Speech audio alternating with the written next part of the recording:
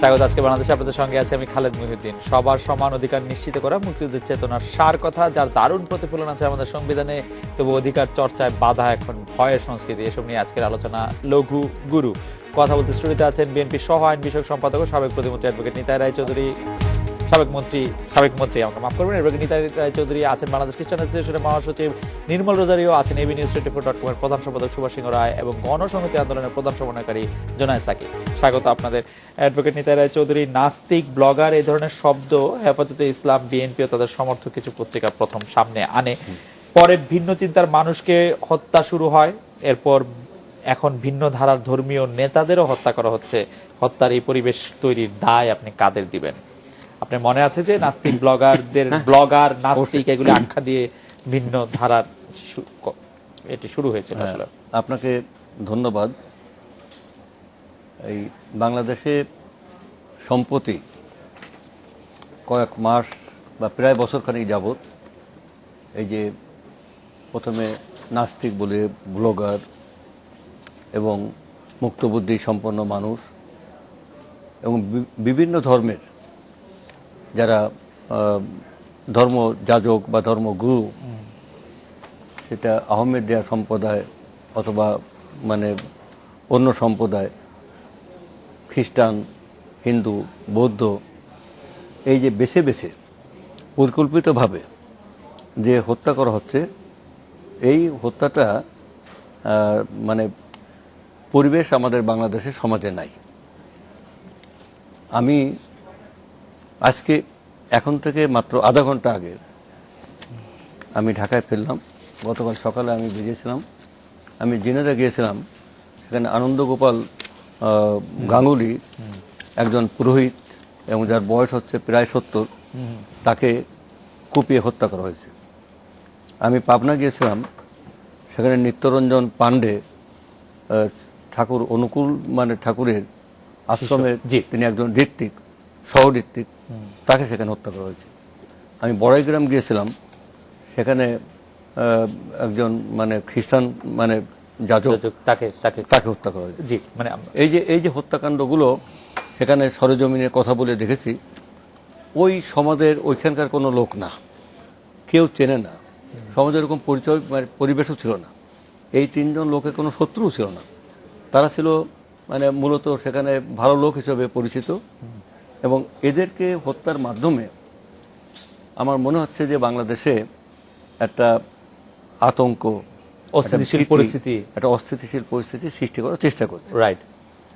এবং সার্বিকভাবে এই দেশটা যে একটা জঙ্গি দেশ, একটা সন্ত্রাসী দেশ, যেটা মানে দীর্ঘদিন যাবৎ পৃথিবীর বিভিন্ন পরিসরে আলোচনা হচ্ছে, কখনো ফাইটিং গ্লোবাল টেরোরিজম বলে মানে মানে কোনো গোষ্ঠীকে দায়ী করে। একটু যদি সংক্ষেপে বলেন, আমরা আবার আপনার কাছে আসছি। আমি বলতে চাচ্ছি যে এই যে দায়টা কাকে দেব? প্রথমত এই দায়টা কেউ না কেউ তো হত্যাগুলো করছে, এই দায়টা মানে খুঁজে এই হত্যার প্রকৃত অপরাধীদের খুঁজে বের করার দায়িত্ব প্রাথমিক এবং শেষ পর্যন্ত সরকারের। সুতরাং দায় সরকারকে সরকার দিতে চাচ্ছে, এবং সরকারই এ জায়গায় ব্যর্থ হচ্ছে এ জাতীয় সমস্ত মানে হত্যার রহস্যকে খুঁজে বের করতে। অ্যাডভোকেট নিতাই রায়চৌধুরী, আমরা আপনার কাছে আবার আসবো। আমি জনাব নির্মল রোজারিও আপনার কাছে জানতে চাই যে আপনারা কেমন আছেন? সারা দেশে ছড়িয়ে থাকা আপনার ধর্মীয় প্রতিষ্ঠানগুলোর নেতারা সার্বিক পরিস্থিতি নিয়ে কি বলছেন? তাদের নিরাপত্তা নিয়ে আপনারা কি করছেন, প্রশ্ন কি করছে? আসলে যে পরিস্থিতি এখন বিরাজ করছে, যে স্বাভাবিক কারণে কিছুটা শঙ্কা, কিছুটা ভীতি কাজ করছে আমাদের সম্প্রদায়ের লোকদের মধ্যে। ইভেন আমাদের যারা নেতৃস্থানীয় আছেন, নেতৃত্ব দিচ্ছেন, তাদের উপরে সেই ধরনের একটা পরিস্থিতি বিরাজ করছে। বিশেষভাবে আপনি লক্ষ্য করেছেন কিনা যে গত বড়দিনের আগে পরে আমাদের সম্প্রদায়ের কমপক্ষে 36 জন, তার মধ্যে একজন বিশপ এবং কয়েকজন ফাদার, তারপর কয়েকজন এনজিও কর্মী এবং খ্রিস্টান সমাজ নেতাদেরকে হুমকি দেওয়া হয়েছে এবং লাইফ থ্রেট, কোনোটা SMS এর মাধ্যমে, কোনোটা চিঠি লিখে। তারপর আপনারা ভয়ের মধ্যে আছেন। আমি তো সরাসরি প্রশ্নটির মধ্যে আসি যে এই ভয়ের মধ্যে থাকাটা বা এই হত্যাকাণ্ড আপনাদের সম্প্রদায়ের উপর আঘাত থেকে আপনি রাজনৈতিক ফায়দা লুটার একটি প্রক্রিয়া মনে করেন কিনা দেশকে অস্থিতিশীল করার জন্য? এটা দেশকে অস্থিতিশীল করার জন্য সরকারকে অস্থিতিশীল করার জন্য এবং রাষ্ট্রকে নন ফাংশনাল করার জন্য করার এটি জন্য কারা- কার্যকর করার জন্য একটা গোষ্ঠী যারা অ্যাকচুয়ালি আমাদের এই সংখ্যালঘু ধর্মবিশ্বাসী যারা সংখ্যালঘু তাদেরকে যেমন টার্গেট করা হচ্ছে, টার্গেট কিলিং, যেটা আসলে সুনির্দিষ্টভাবে টার্গেট করে করে হত্যা করা হচ্ছে। এবং একইভাবে এটা শুধু আমাদের সংখ্যালঘুদের কথা হল না, ধর্মবিশ্বাসের ক্ষেত্রে, চিন্তার ক্ষেত্রেও যারা সংখ্যালঘু, চিন্তার ক্ষেত্রে মনে করেন ব্লগার, জি। যারা প্রগতিশীল চিন্তা করে, যারা একটু লিবারেল চিন্তা করে, একটু মুক্ত চিন্তা বিশ্বাস যারা করে, জি। তারাও কিন্তু সেখানে আসলে সংখ্যালঘু। জি। এবং এই সংখ্যালঘু এবং মানে আমাদের যে এটি কারা মনে করে করেন থাকতে পারে শিয়া বলে আপনি ধারণা করছেন? এবং যারা একটু চরমপন্থা চিন্তা করছে, জি। একটু চরমপন্থা এবং তারা একটা ভিন্ন আদর্শ আইডিওলজি নিয়ে যারা কাজ করতে চায়, এখানে একটা ভিন্ন ধরনের রাষ্ট্র ব্যবস্থা যারা করতে চায়, তাদের- যারা স্বাধীনতা চিন্তার বিরুদ্ধে দাঁড়িয়ে, মুক্তিযুদ্ধের চেতনার বিরুদ্ধে দাঁড়িয়ে যারা একটা রাষ্ট্র ব্যবস্থা এটাকে দেখতে চায়, যে রাষ্ট্রটা আসলে পিছনের দিকে মুক্তিযুদ্ধের যাবে, চেতনার বাইরে দাঁড়িয়ে তো মুক্তিযুদ্ধের চেতনার বাইরে চেতনার বাইরে দাঁড়িয়ে রাষ্ট্রকে কারা দেখতে চায়? কারা দেখতে চায় একটা একটা মৌলবাদী বা মানে ধর্মান্ধ সরকারকে গোষ্ঠী কি আছে। আপনি মনে করেন যে মুক্তিযুদ্ধের চেতনার ভেতরে আছে সরকার? মুক্তিযুদ্ধের চেতনায় সরকার না থাকার তো কথা না, কারণ এই না আছে কিনা আপনি কি মনে করেন? এখন এইটা আসলে প্রশ্ন না যে এই সরকার মুক্তিযুদ্ধের চেতনার মধ্যে আছে বা এটা প্রশ্ন। আমি তো দেখি নাই সরকার মুক্তিযুদ্ধের চেতনা বিন্দু আছে। না, কিন্তু অ্যাকচুয়ালি আমি তো মানে হ্যাঁ, সন্ত্রাসী কার্যক্রম তৎপরতা কিছু আছে, না, সন্ত্রাসী কার্যক্রম মানে ওভারঅল যদি আমরা বলি যে আসলে সরকার মানে সেই সেটাকে মানে তারা কিন্তু আপনি সাপোর্ট করছে, কিন্তু আপনি মনে করছেন যে এই রাজনৈতিক ফায়দাটা কিন্তু আপনি সেটা এখানে হ্যাঁ ঠিক আছে। আমি নির্মল হুজুরে আবার আপনার কাছে আসছি। জনাব সুভাষ সিংহ রায়, টার্গেট কিলিং বন্ধে সরকার ও পুলিশ প্রশাসন এখন পর্যন্ত দৃশ্যমান কোনো সাফল্য পায়নি। সরকারি দলের কেউ কেউ বর্তমান পরিস্থিতি নিয়ে বিব্রত বোধ করছেন। যানবাহনের নিরাপত্তার এই পরিস্থিতি নিয়ে আপনার পর্যবেক্ষণ বিশ্লেষণ কি আসলে? মানে ঘটনার যে পরিপ্রেক্ষিতে কিন্তু এই বিষয়টি একেবারে স্পষ্ট করে প্রতীয়মান হয় যে কারা এই হত্যাকাণ্ডগুলো করছে। কিভাবে সেটাই কারা এবং করছে? মাননীয় প্রধানমন্ত্রী খুব স্পষ্ট করে বলেছেন, যারা প্রকাশ্যে হত্যাকাণ্ড চালিয়ে যারা জনরোষের শিকার হয়েছিল তারাই এখন গুপ্ত হত্যা করছে। মানে তাদের জনরোষটাই তো দরকার হচ্ছে কেন তাদের জন্য? মানে মনে হচ্ছে না যে তাদের খুব জনরোষ দরকার? এবং তারা, আপনার ঠিক মনে আছে যে নির্বাচন বিরোধী আন্দোলন নামক যে ধ্বংসযজ্ঞ করতে যে তারা 153 জন মানুষকে হত্যা করেছিল, মানুষ হত্যা করেছিল, গবাদি পশু হত্যা করেছিল, আইন শৃঙ্খলা রক্ষাকারী বাহিনীদের হত্যা করেছিল। এবং এবং আপনার বিশ্বাস যে এই হত্যাকাণ্ডগুলিও তারাই করেছিল, এই হত্যাকাণ্ডগুলি তারাই সন্তানকে হত্যা করেছিল। আপনি কি মনে করছেন এই হত্যাকাণ্ডগুলি তারাই করছে? আপনি দেখেন পৃথিবীতে এই জঙ্গিবাদের যে যারা ধারণা সৃষ্টি করেছে, সেই আপনার মুসলিম ব্রাদারহুডের প্রতিষ্ঠাতা আপনার হাসান আল বান্না থেকে শুরু করে, সাইদ কুতুব থেকে শুরু করে, আর এই যে যারা মওদুদ শুরু করে, এই তাদের তন্ত্র যাদের মাথার মধ্যে রয়েছে, তাদের জোট যাদের সাথে রয়েছে, তাদের দল যাদের সাথে রয়েছে, তারা কিন্তু এই ঘটনার পরিপূর্ণরূপে দায়ী। এবং আপনার স্কলে কিন্তু এখন যাচ্ছে যে ফ্লোরিডায় 50 জন নিহত হয়েছে। তা 50 জন নিহত হয়েছে, অনেকে কিন্তু নিতাই দ্বারা কিন্তু প্রায় বলেন, এবং তাদের যে সুশীল সমাজ তারাও বলেন দেশে গণতন্ত্র নেই বলে আজকে ঘটছে। তা আমেরিকার ফ্লোরিডায় গণতন্ত্রের অভাব কোথায় ঘটলো? মানে এই যে ব্যাপারগুলো, এবং এর বেনিফিশিয়ারি কারা? অবশ্যই এর বেনিফিশিয়ারি, কেননা জ্বালিয়ে পুড়িয়ে দেওয়ারকে যদি আন্দোলন বলে থাকে বারবার, যদি আপনি আপনার বক্তব্য কিন্তু আসলে একটু সাংঘর্ষিক সুভাষদা আমার পক্ষে, কারণ আমি আপনি বলেছেন আমি বলি যে জ্বালিয়ে পুরানোটার ক্ষেত্রে যে এটা যে জনরোষে পড়েছিল তারা, সেটা আপনি প্রথমেই বলেছেন, তাহলে তারা কেন আবার ওই জায়গায় যাবে? তারা এখন গুপ্ত হত্যা করছে, মানে তারা আবার জনরোষের ক্ষেত্রে যাবে, জনরোষের ভয়ে তারা এখন গুপ্ত হত্যা করছে। গুপ্ত হত্যা করে কি লাভ? গুপ্ত হত্যা করে কি লাভ? কি অর্জন করবে? নির্মল জোড়াতে বলেছে যে সরকারকে অস্থিতিশীল করা, রাষ্ট্রকে সরকারকে অস্থিতিশীল হয়। 153 জন মারা যাওয়ার পরে তো সরকার অস্থিতিশীল হয় না। সেটা তো তাদের যে বোধের সংকট। মানে আমি পরিষ্কার করে বলেছেন, কোনো কিছু আমার মধ্যে কিন্তু মানে এড়িয়ে যাওয়ার কোনো না, আপনি এড়িয়ে যাননি, আপনি পরিষ্কার করেই বলেছেন। কিন্তু আমি বুঝতে পারি নাই, দেখি আমি একটু সাকিব ভাইয়ের কাছে, সাকিব ভাই বুঝতে পারছেন কিনা যে টার্গেট কিলিং এর পেছনে প্রধান দুই রাজনৈতিক দল রাজনৈতিক কার্যকারণ থাকার দাবি করছে। এই হত্যা আপনারা কিভাবে দেখছেন? আপনি কিভাবে দেখছেন? রাজনৈতিক সামাজিক সংস্কৃতি কোন বিষয়ের ঘাটতি দেখছেন এখানে? আচ্ছা, ধন্যবাদ নিজেকে আপনাকে। কোথায় আসলে এই একটা ধূম্রজাল তৈরি হচ্ছে, এটাতে কোনো সন্দেহ নাই যে কারণ কারা হত্যা করছে, কিভাবে হত্যা হচ্ছে সেটা আমরা হয়তো দেখতে পাচ্ছি, কিন্তু হত্যাকারী কারা এই বিষয়ে কিন্তু প্রায়ই ধূম্রজাল তৈরি হচ্ছে। এমনকি আজকে পর্যন্ত কিন্তু চট্টগ্রামের পুলিশ ইয়েরা বলেছেন যে এখনো জঙ্গি সংশ্লিষ্টতা পাওয়া যায়নি পুলিশ সুপারের স্ত্রী মাহমুদা মিতুকে হত্যার ব্যাপারে। কিন্তু প্রথম থেকে আমরা আবার শুনছিলাম যে জঙ্গি আছে, হয়তো আমরা ভবিষ্যতে দেখতে পাবো। কিন্তু আমাদের বক্তব্যটা হচ্ছে যে বিশেষ ঘটনা কে ঘটিয়েছে সেটা হয়তো আইন শৃঙ্খলা বাহিনী শেষ পর্যন্ত আমাদেরকে বলতে পারবে, কারণ আমাদের হাতে কোনো তদন্ত সংস্থা নেই, আমরা সেই কাজ করছি না। আমরা হয়তো পরিস্থিতির কতগুলো দিক নিয়ে আলোচনা করতে পারবো, তার মধ্যে কিভাবে ঘটনাগুলো ঘটছে সেটাই বরং আমরা দেখার চেষ্টা করব। যে কথাটা একটু আগে বললেন, মার্কিন যুক্তরাষ্ট্রের ফ্লোরিডায় যে আক্রমণটা হচ্ছে, সেই আক্রমণের ফলে মার্কিন যুক্তরাষ্ট্রের তো অভ্যন্তরে গণতন্ত্র আছে, কিন্তু সেখানে কেন হামলা হচ্ছে? কিন্তু মার্কিন যুক্তরাষ্ট্রের কিন্তু আরেকটা বাস্তবতা আছে। মার্কিন যুক্তরাষ্ট্র একটা ওয়ার অন টেরর চালাচ্ছে বলে তারা দাবি করছে। আমার মনে হয় যে এইটা নিয়ে আর সন্ত্রাসের বিরুদ্ধে বিস্তার না, একবার বিস্তার করছে, আমি শুধু বলছি যে ওয়ার অন টেরর করছে, কিন্তু আসলে সেটা ওয়ার অফ টেরর, মানে সারা দুনিয়া অনেক দখলদারিত্ব হচ্ছে, তার একটা রিটালিয়েশন কিংবা প্রত্যাঘাত আছে, এবং সেই প্রত্যাঘাতটা আন্তর্জাতিক দিক থেকে মার্কিন যুক্তরাষ্ট্র মোটেই গণতান্ত্রিক না। কাজে বাংলাদেশের আবার আন্তর্জাতিকভাবে এখন অগণতান্ত্রিক হওয়ার কিংবা সেরকম আক্রমণাত্মক হওয়ার মতো বাস্তবতা নেই। বাংলাদেশের অভ্যন্তরীণ গণতন্ত্রহীনতা বাংলাদেশের নানান রকম ঘোলা পানি তৈরি করে এবং এই ধরনের নানান তৎপরতাকে বৃদ্ধি করতে সাহায্য করে। সেই বাস্তবতাটাকে এড়িয়ে যাওয়া কোনোভাবেই ঠিক নয়।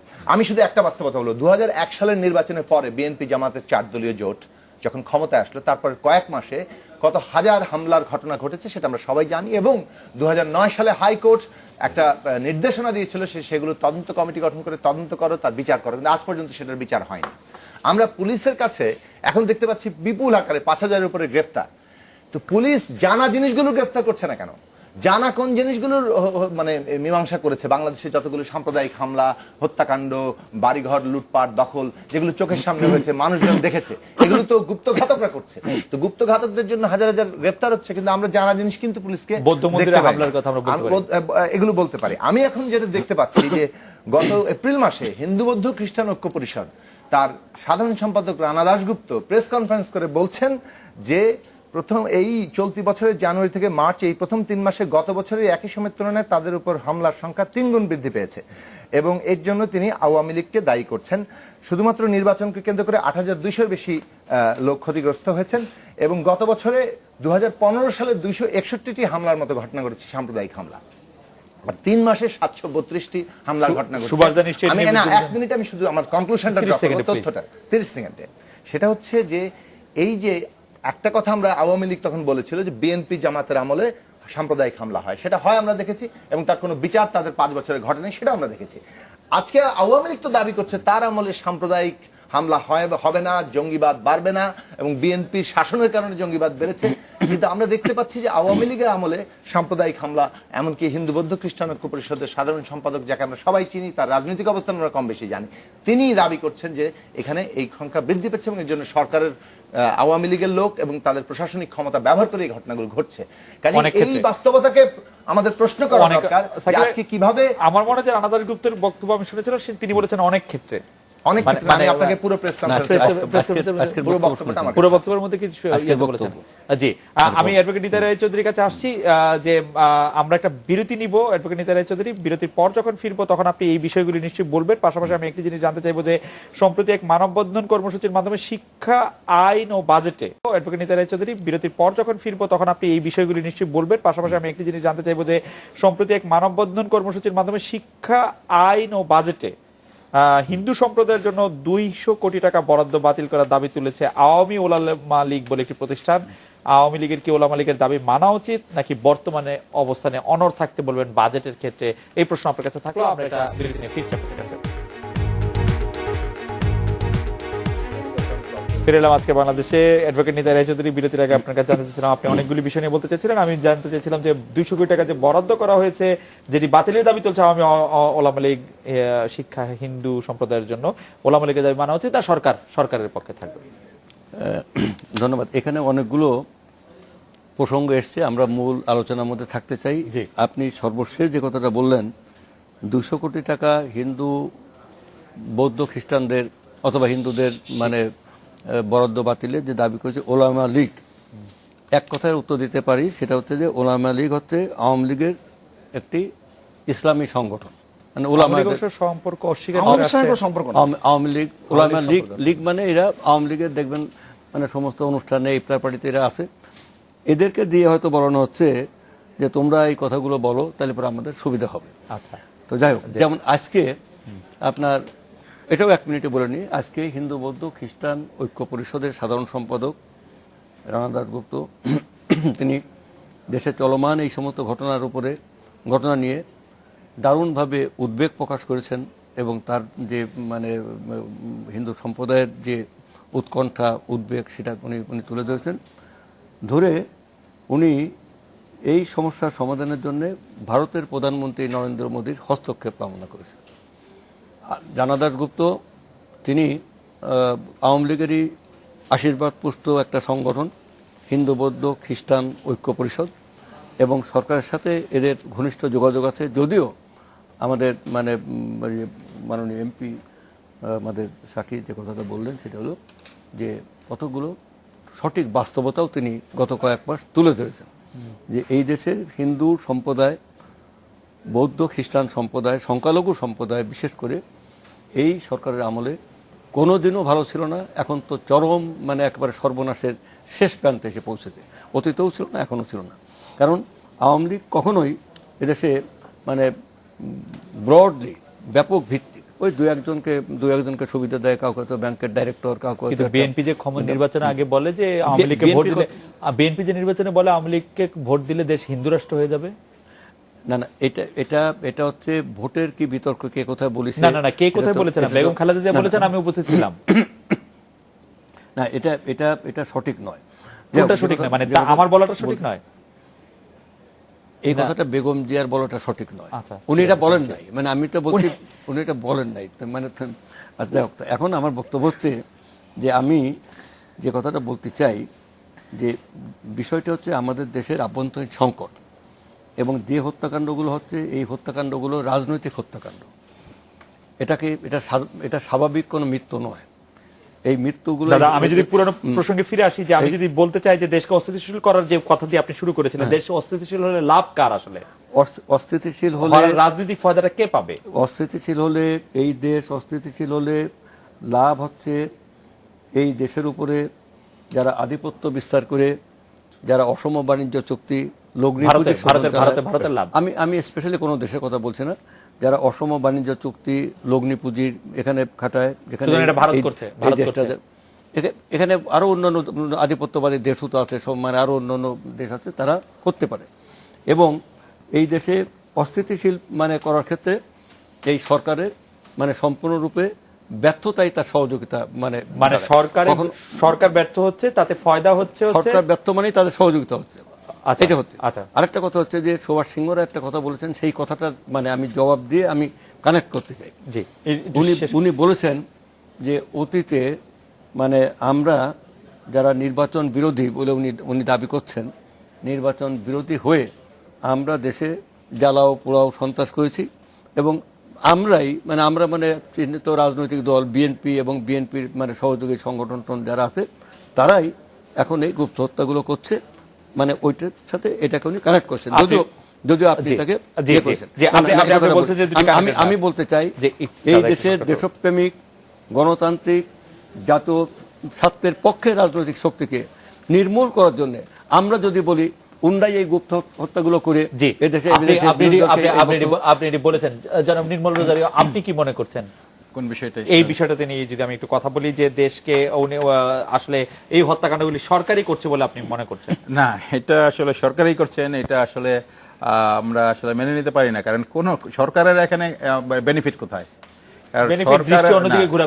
না, দেশকে অন্যদিকে ঘুরাবেন যদি হত্যাকাণ্ড। আসলে শোনেন, যখন কেউ কারো হাতে দায়িত্ব থাকে, এবং নিশ্চয়ই উনি এমন কোনো কার্যক্রম এমন কোনো ঘটনা ঘটবে, ঘটনার জন্য উনি উৎসাহিত করবেন যেটা আন্তর্জাতিকভাবে তার ভাবমূর্তি বিনষ্ট হয়। কারণ এই ঘটনাগুলো তো সরকারকে, আপনি কিছুক্ষণ আগে বলেছিলেন যে আসলে বিব্রতকর অবস্থায় আছে সরকারও, এবং সরকারও কিন্তু এইটাকে কমব্যাট করার জন্য এই সমস্যা সমাধানের চেষ্টা করা হচ্ছে। আন্তর্জাতিকভাবে একটু বিব্রত হচ্ছে সরকার, কিন্তু দেশের মানুষের সহানুভূতি পাচ্ছে, কারণ এই দায়টা চাপানো যাচ্ছে বিএনপি জামায়াতের উপর। না, দেশের মানুষের সহানুভূতি পাওয়ার কোনো সুযোগ এই ঘটনা ঘটার মধ্য দিয়ে নয়। যেমন আমরা শুধু কারণ দেশের সংখ্যালঘু মানুষ না, সরকারের শুধু না, বিরুদ্ধে। শুধু সংখ্যালঘু সম্প্রদায়ের লোকরা আজকে উদ্বিগ্ন না।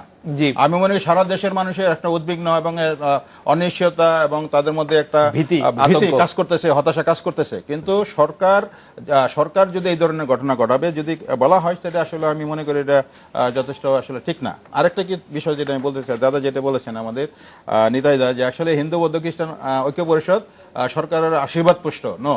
হিন্দু বৌদ্ধ খ্রিস্টান ঐক্য পরিষদ একটি ইন্ডিপেন্ডেন্ট সংগঠন, এবং সেখানে আমরা যারা মুক্তিযুদ্ধের চেতনায় বিশ্বাস করে, যারা অসাম্প্রদায়িক চিন্তা চেতনায় বিশ্বাস করে, ধর্মনিরপেক্ষতায় যারা বিশ্বাস করে, সেই শক্তির সাথে বা সেই শক্তির সাথে একত্রিতভাবে হিন্দু বৌদ্ধ খ্রিস্টান ঐক্য পরিষদ কাজ করে। কারো লেজুর ভিত্তি করা হিন্দু বৌদ্ধ খ্রিস্টান ঐক্য পরিষদের কোনো কাজ না। আমরা ঠিক আছে। এই পর্যায়ে বক্তব্য আপনার পরিষ্কার। আমি জনাব সুভাষ সিংহ রায়ের কাছে, আমার কাছে কোনো প্রশ্ন নেই। যে প্রশ্ন জুনায়েদ সাকি ভাই তুলে ধরেছেন সেটি নিয়ে যদি আপনি একটু দৃষ্টি আকর্ষণ করতেন, যে এই সরকারের সময় আসলে সংখ্যা লঘু যাদের আমরা বলছি ধর্মীয়ভাবে, তারা আসলে বেশি নিপীড়িত একটা হচ্ছে। উনি বলার আগে আমি 10 সেকেন্ডে জাস্ট একটা জিনিস ভুল বোঝাবুঝি পরিষ্কার করি। ওখানে বলা হয়েছিল যে এজন্য মূলত ক্ষমতাসীন আওয়ামী লীগকে দায়ী করা হয়েছে। আর একটা কথা বলেছিল যে এই নেতা বলেন এসব ঘটনা অপরাধীরা বেশিরভাগ ক্ষেত্রে রাজনৈতিক প্রভাব ও ক্ষমতাকে ব্যবহার করছে। অর্থাৎ আমি বলতে চাচ্ছি যে ঘটনায় সবগুলো 732টি ঘটনা আওয়ামী লীগ করেছে, এটা আমি আমার বক্তব্য না। আমার বক্তব্য হচ্ছে যে জনাব সুভাষ এখানে সিংহ তুলে রায়। ধরা আর হয়েছে যে আরেকটু- সরকারের এখানে একটা গুরুত্বপূর্ণ ভূমিকা। আর দর্শকের জন্য একটু ঠিক করে সরকারি সাকি ভাই দলের বোধহয় এখনো এমপি নন, মানে বা এমপি হননি আর কি। যাই হোক, সুভাষ দা এখন এখন মেয়র মানে মেয়র পদটি, জি। নিতাই রায়চৌধুরী দাদা তিনি যা বললেন, তা সে কথাগুলো উত্তর দিতে গেলে অনেক সময় লাগবে। এবং খুব বাংলাদেশের মানুষ জানে বেগম খালেদা জিয়া কখন কি বলেছেন, বিএনপি কখন কি বলেছেন। না, সেটা আমি বলে দিচ্ছি, এটা সবাই আর সেটা আমি স্পষ্ট বলেছি, সেটি নিয়ে আর এবং কথা না বলে ভালো। এই যে যারা যুদ্ধ অপরাধীর পৃষ্ঠপোষক, যাদের ঘাড়ের মধ্যে যুদ্ধ অপরাধী রয়েছে, তারা যদি বলে যে বাংলাদেশকে অস্থিতিশীল করবার জন্য সরকার এই কাজটি করছে, ব্যর্থতা রয়েছে, সহযোগিতা করছে, এটা কি বাংলাদেশের মানুষ বিশ্বাস করে? আপনি 7 দিন আগে আন্তর্জাতিক জরিপ দেখেন না, সে জরিপে কি বলেছে? 73% মানুষ এদেশে শান্তিতে বসবাস করছে। এই শান্তি নষ্ট করবার জন্য চক্রান্ত। আপনি এইভাবে বলে তো লাভ নেই। এই প্রেক্ষাপটগুলো একেবারে স্পষ্ট করে বলা দরকার। এই যে গোপাল কৃষ্ণ, এই যে আমার কাছে আপনার একটা ছবি দেখুন। না, সুভাষ দা, এই জরিপ আমি বিশ্বাস করি না। জরিপ এগুলি শুনে আর আচ্ছা, আপনার বিশ্বাসের ব্যাপার না তো। আমি মানে- জরিপের প্রসঙ্গ মানে উত্থাপন জরিপ- করলাম। আমি উত্থাপন করলাম, জরিপ তো অনেক কিছু হয়েছে। এই দেখেন এই ছবি জরিপ, আছে। জি জি বিএনপির আমলে কিভাবে মানুষকে হত্যা করা, অধ্যক্ষ গোপাল কৃষ্ণ মহরীকে, জি। না, মানে পুরো ধর্মীয় সংখ্যালঘুদের এই যে যতগুলো হত্যা করা হয়েছে, না, সুভাষ দা, আপনি কি কারা হত্যা করেছে? সুভাষ দা, কি কারা হত্যা করেছিল? সুভাষ দা, বিএনপির আমলে হয়েছে বলে কি কারা আপনি, হত্যা করেছিল? না, বিএনপির আমলে হয়েছে বলে কি আপনি বলতে চান যে এটা বিএনপি করেছে? কারা করেছে? তাহলে আওয়ামী লীগের আমলের হত্যাকাণ্ডের দায়গুলি কি আপনি আওয়ামী লীগ আওয়ামী লীগ আর সরকারকে বিএনপি, আপনি এত পণ্ডিত মানুষ, আপনি যদি কথা বলেন, না, না, না, আওয়ামী লীগ কি বিএনপির কোন নেতাকে হত্যা করেছে? পেছে ফেলে 21 আগস্ট গ্রেনেড হামলা করেছে, শেখ হাসিনার উপরে আক্রমণ করেছে, না, সুভাষ দা, কিছু করে নাই, কিন্তু শাহনাজ কিবরিয়াকে হত্যা করেছে, কিন্তু বিএনপি কোন নেতাকে হত্যা করেছে? কিন্তু গোপাল আওয়ামী লীগ আর বিএনপি তো এক জিনিস না। কিন্তু গোপাল কৃষ্ণ মোহরী হত্যাকাণ্ডের পরে যদি আমরা দেখি যে আসলে অধ্যাপক রেজাল করিম সিদ্দিকীকে হত্যা করা হয়েছে, তার দায় আওয়ামী লীগ সরকার নিবে কিনা আমি সেটা জানতে চাই। আপনি তো ওই সাকিব ভাইয়ের মতন তৎসময় তদ্ভবনে চলে গেলেন। আমি তৎসময় তদ্ভবন, সোজা কথা আজকে আমি সোজা হয়ে বলি। বলেন। বাংলাদেশে যেই ঘটনাগুলো ধর্মীয় সংখ্যালঘুদের উপর অত্যাচার 1975 সালে বঙ্গবন্ধুর মৃত্যুর পর থেকে যেভাবে স্টিম রোলার চালানো হয়েছে, কিন্তু বঙ্গবন্ধু মহাজান তখন ধর্মীয় সংখ্যালঘু কিন্তু রানা দাশগুপ্ত তো অ্যাপারেন্টলি আলাদা কথা বলছেন। রানা বক্তব্য সমর্থন কিংবা বিরোধিতা করার জন্য আমি বলি কি না। রানা দাশগুপ্তকে মিথ্যা আমি বলছেন তাহলে? মিথ্যা বলা নাই, এটা নির্বাচনকে কেন্দ্র করে শুধুমাত্র ধর্মীয় সংখ্যালঘুদের ব্যাপারে বলা নাই। এখানে বাংলাদেশে অনেক ঘটনা ঘটেছে, মেম্বারে ঝগড়া ঘটেছে, পরিবারে সংঘর্ষ হয়েছে, হত্যাকাণ্ড হয়েছে, খুবই দুঃখজনক ঘটনা। এটার সাথে মিলানো দরকার। এখানে খুব ধর্মীয় সংখ্যালঘু নিহত হয়েছেন। কিন্তু বৌদ্ধ ধর্ম মন্দিরে যে হামলা রামুতে হয়েছে, সেটার মধ্যে আওয়ামী লীগের লোকজন অংশগ্রহণ করেছে, আমরা প্রমাণ পেয়েছি। আপনি এই প্রমাণ পাওয়া যায়। ফেসবুকে কারা ছড়িয়েছিল? না, কারা ছড়িয়েছিল? ফেসবুকে কারা ছড়িয়েছিল জানি এবং না। আপনি তো প্রথম যে প্রশ্ন জায়গা করেছেন, সেখান থেকে আপনি সরে আসলেন তো। জি। আপনি কারণ আমি আপনার কাছে আসছি তো। না, সরে আসা এই কারণে বাংলাদেশে যে ব্লগার আর নাস্তিক, জি, এই শব্দটি দুটো যে নেগেটিভ ওয়ার্ড এস্টাবলিশ করছে কে? এবং এস্টাবলিশ যে করেছে বিএনপি, সেটা মেনেছে কে? প্রধানমন্ত্রী শেখ হাসিনা। আবার তো অন্য প্রেক্ষাপটে আসলে না, আমি এই যে প্রেক্ষাপটগুলো, এই যে গণজাগরণ মঞ্চকে মানে নানাভাবে চিহ্নিত করা হয়েছিল, কেন করা হয়েছিল? সেটি তো বিএনপি রাজনীতি। বিখ্যাত এই যে প্রেক্ষাপটগুলো, এই যে গণজাগরণ মঞ্চকে মানে নানাভাবে চিহ্নিত করা হয়েছিল, কেন করা হয়েছিল? সেটি কোন তো মোটিভে? সেটি তো বিএনপি এই যে আমাদের রাজনীতি, বিখ্যাত বই সেটি আছে, তো বিএনপি পাকিস্তান রাজনীতি, paradox। কিন্তু আওয়ামী লীগ যে বিএনপি রাজনীতি করছে সেটির কি হবে? আপনি কখনোই আওয়ামী লীগ আর বিএনপি এক পাল্লায় মাপবেন না, না। না, মানে পাপি না তো। না, না, এক আওয়ামী লীগ পাল্লায় বিএনপি মাপবেন না। অনুসরণ করছে, পাপি না তো এক না, না, পাল্লা। সুযোগ নেই। অনুসরণ বঙ্গবন্ধু করছে, মৃত্যুর অনুসরণ পরে করছে। ধর্মীয় সংখ্যালঘু বাংলাদেশে কত শতকরা কত ছিল, আর আজকে কত হয়েছে? বিএনপির আমলে কত লক্ষ লোক দেশ ত্যাগ করেছে? আপনি এই যদি করতে চান নিতাদার আমারে নিয়ে একটা আলাদা দেশ কোনো জায়গায় ব্যবস্থা করেন, আমি উত্তর দিলাম, মানে আমি যে- ডকুমেন্ট নিয়ে আসবো। যে আমার এই যে যে কারোর পক্ষ মানে অবলম্বন 95 করা আমার উদ্দেশ্য না। মানে 71 থেকে 96 সাল পর্যন্ত 25 বছরে আসলে কত লোক, 75 থেকে 96 তে কত লোক আসলে দেশ ছেড়েছে সংখ্যালঘু, হ্যাঁ। সেটির একটি আমি হিসাব। এই প্রেক্ষাপটগুলো বলছি, আর 96 তারা পরে- করেছিল। আর মানে সেটি আমি- আমার মনে হয় যে আমরা এই যে- এই যে- আমার মনে হয় যে আমাদের আর সময় এই জামাত ইসলামকে বাংলাদেশে ফিরিয়ে আনলো কে? এই যে মার্টিন বাটিল লিটনারেস, সে বিখ্যাত প্রবন্ধনা করেছে। সব অসুখে কি একই ওষুধ দিবেন সুভাষদা? আরে, রাজনীতির সব সমস্যা ওই অসুখে জায়গায় কি সব অসুখে কি একই ওষুধ? ওনাদের ডাক্তার একই ওষুধ না, একই ওষুধ না, কিন্তু একটি দল যদি বাংলাদেশে 3 বার রাষ্ট্র ক্ষমতায় থেকে কিন্তু তার প্রধান যদি কিন্তু বাংলাদেশে যে কোনো- যদি বলে যে কোনো- যে আমেরিকাতে একটি পত্রিকায় কলাম লিখে বলে যে বাংলাদেশকে সাহায্য দিবেন না, এই আত্মহনন মনস্ক একটি দলকে আপনি সোজা করবেন কি করে? না, সেটি আত্মহনন মনস্ক হোক। বেগম জিয়া আবার পরে বলেছেন যে লেখাটি তিনি লেখেনি। আমরা একটা বিরতিতে যাচ্ছি, বিরতির পরে যখন ফিরে আসি তার নাম অন্য কেউ লিখেছেন, সেটি তিনি বলেছেন বেগম জিয়া। জুনায়েদ স্যারকে আপনার কাছে জানতে চাইবো যে একের পর এক চাপাতি হত্যার পর আইনশৃঙ্খলা বাহিনী নিষ্ক্রিয় হয়ে রয়েছে, নিষ্ক্রিয় হয়ে রয়েছে, সেই অভিযোগ যখন আমরা করছিলাম তখন সারা সেই অভিযানটি চালানো হচ্ছে, সেই অভিযানকে আমরা স্বাগত জানাবো কিনা, আপনি এই ব্যাপারে আপনার একটু মন্তব্য শুনুন। আমরা বিরতি নিয়ে ফিরছি আপনার কাছে।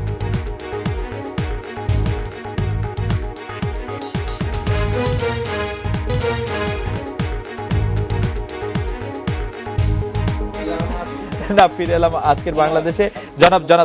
আমরা ফিরে আসি জনাব জুনায়েদ সাকি। আমরা এই সারাশি অভিযান সম্পর্কে আপনি একটু মন্তব্য জানতে চাইছিলাম, চাপাতি সন্ত্রাস বা অন্য কিছু। না, আমি এই জাস্ট আপনার কথার আগে একটা কথা বলি, সেটা হচ্ছে যে মানে এই যে ধরেন আওয়ামী লীগের দিক থেকে, সরকারের দিক থেকে বলা হচ্ছে যে এটা আসলে কারা করছে, এটা পরিষ্কার বিএনপি জামাত করছে।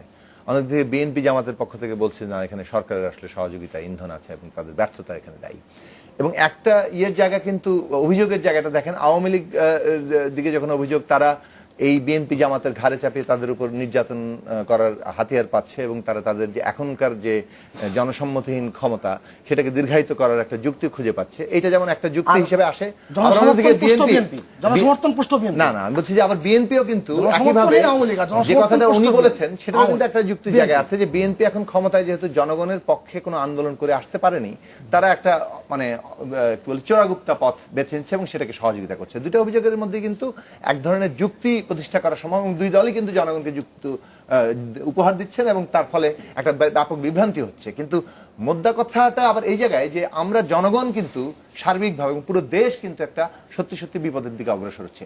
এই ব্লেম গেমটা বাংলাদেশের জন্য মোটেই মঙ্গল আনবে না এবং এই ব্লেম গেমটা বাদ দিয়ে এটা একটা জাতীয় সংকট, কিভাবে এই জাতীয় সংকট মোকাবেলার আমরা জাতীয় নীতি তৈরি করতে পারি সেদিকে আমাদের মনোযোগ দেওয়া দরকার। না হলে এই আগুন থেকে কেউই রক্ষা পাবে না, সেটা বিএনপি জামাত পাবে না, সেটা আওয়ামী লীগও পাবে না। এই কথাটা যেন আমরা মনে রাখি। এখন মানবাধিকার কমিশনের চেয়ারম্যান অধ্যাপক মিজানুর রহমান বলেছেন যে 35 জন জঙ্গি ধরার জন্য যখন 3000-এর উপর, মানে গতকাল পরশুদিন বলেছিলেন, আজকে বোধহয় পত্রিকায় এসছে, গতকালের পত্রিকায় ছিল, আজকে সেটা আবার টেলিভিশনে আমি দেখলাম এটা 5000 কতজন 324 জন হয়ে গেছে, 85 জন জঙ্গি সহ।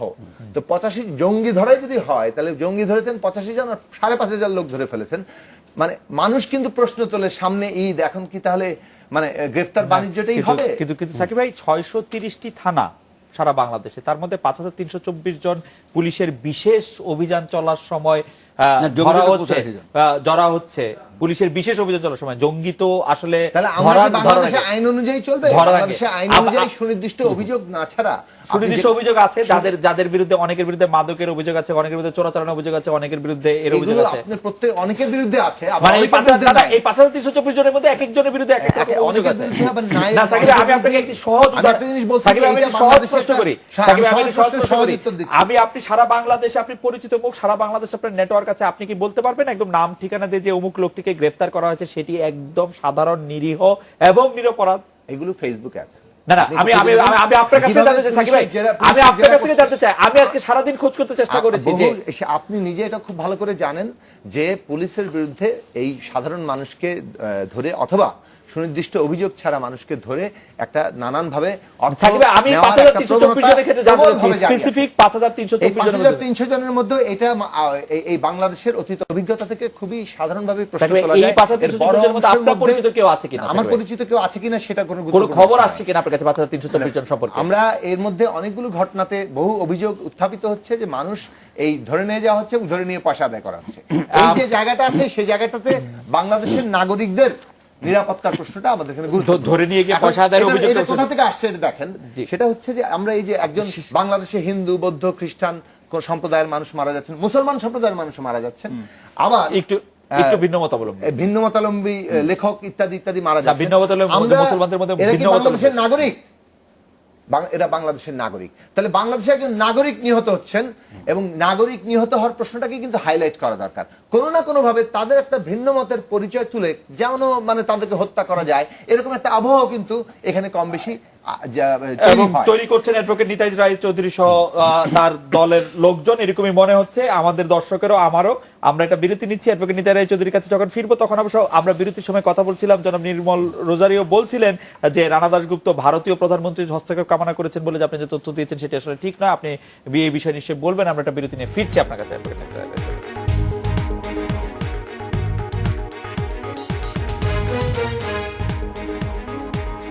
নল সমৃদ্ধ লাক্স অতুলনীয় লাদারে ছড়ায় ফুলের চেয়েও 2 গুণ বেশি পারফিউম। আমার সৌন্দর্যের রহস্য লাক্স পারফিউম।